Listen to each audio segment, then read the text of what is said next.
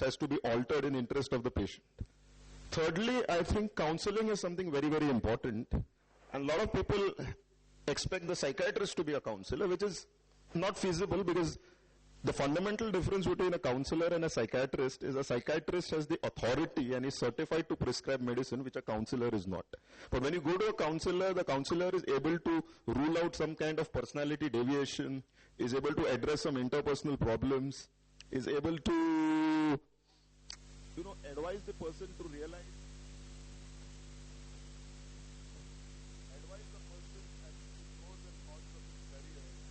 and his overall conduct in a social environment, how he should be good at social engineering, how he should be resilient, adaptable, and all that.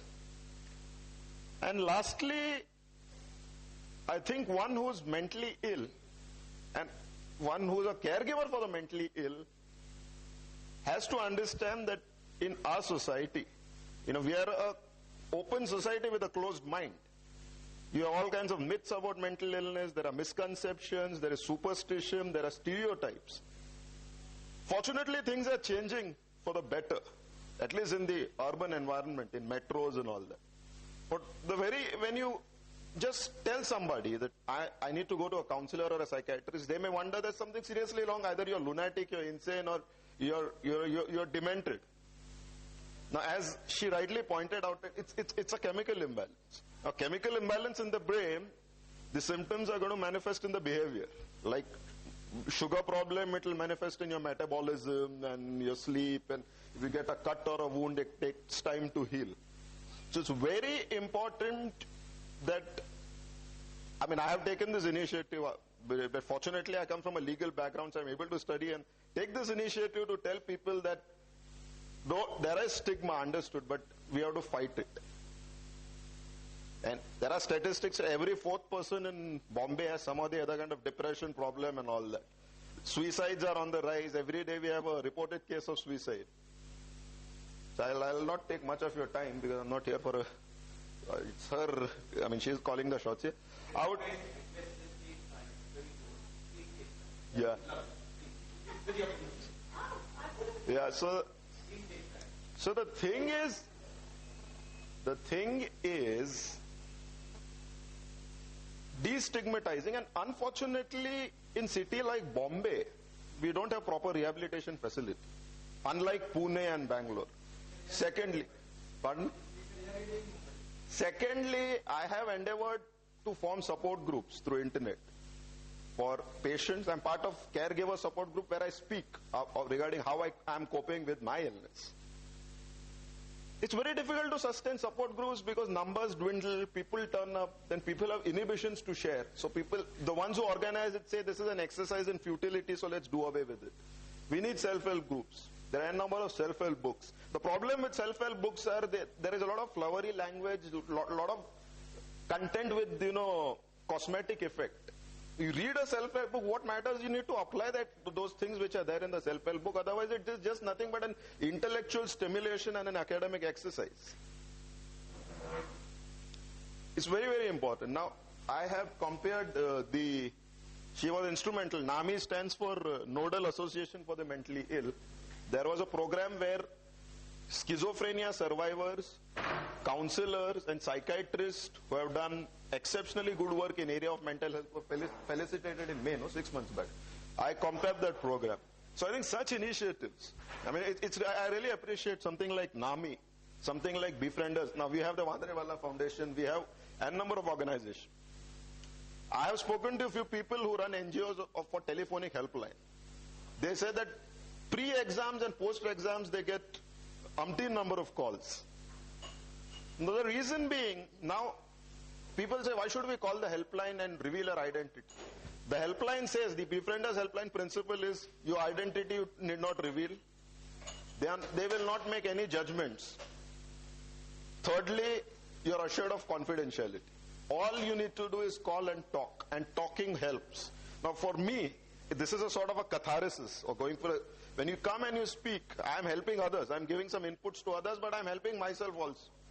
And it takes enormous amount of courage to come and talk. But because my experience is, when I went for the caregivers meeting, I wondered, maybe fate is unkind to me, God is unkind to me, why should I suffer? I'm able-bodied, sound mind, 5.10 inches tall, fair-skinned. But when others spoke about their problems, their magnitude of I know a few people, their gravity and severity of bipolar, which I suffer from, is far greater than mine. I realized, I'm fortunate, more fortunate than them.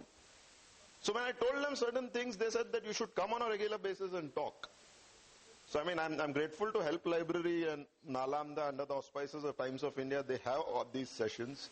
And I think if civil society has to be sensitized about all these issues, media has a role to play. But unfortunately, we have a very sensationalist media that is always involved in yellow journalism and blowing things out of proportion, who are misusing their freedom of liberty and expression granted to them. Movies is another thing. Movies today have a tremendous influence on the psyche of the people, but it is rare to find a movie that projects mental health in right light. Otherwise, in some movies they project people with schizophrenia as if they are completely weird or who have homicidal tendencies or extremely paranoid. So I think that we need to make an appeal to the filmmakers that you need to do tremendous research.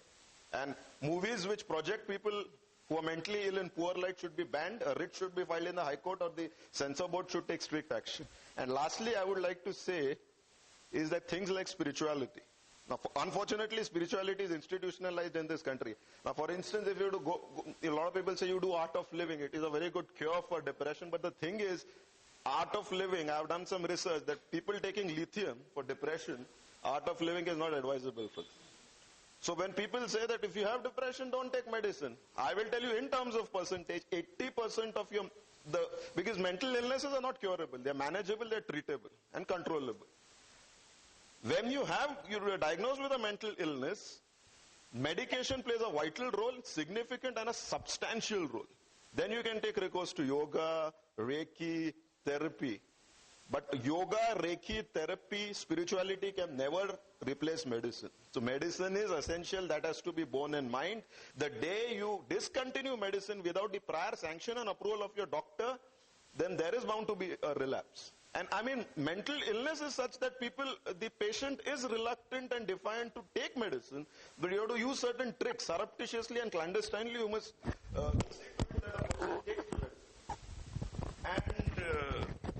this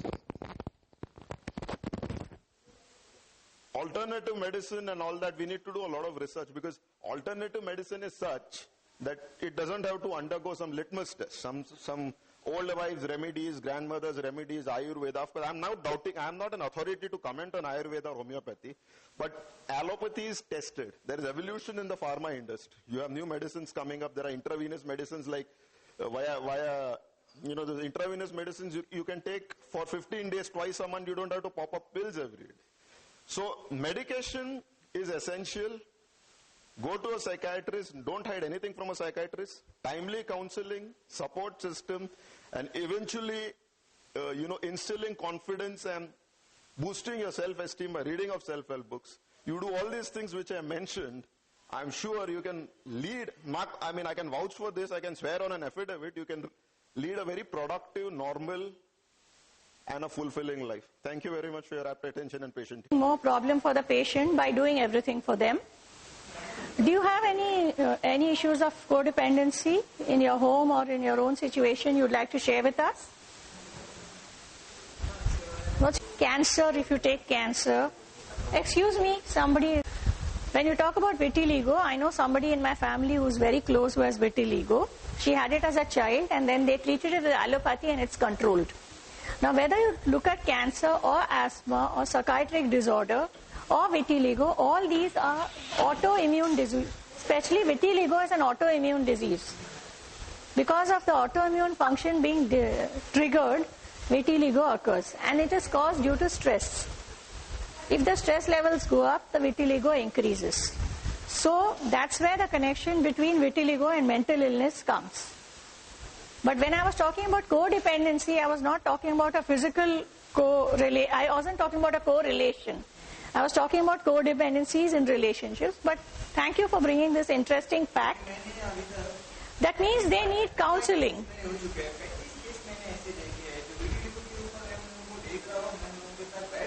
Why don't you let them call us on our number?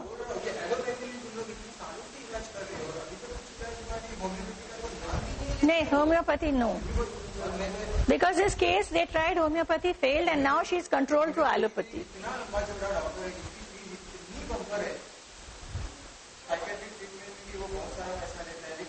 See, I will tell you something. The moment you get vitiligo, what happens? Your physical appearance is changing.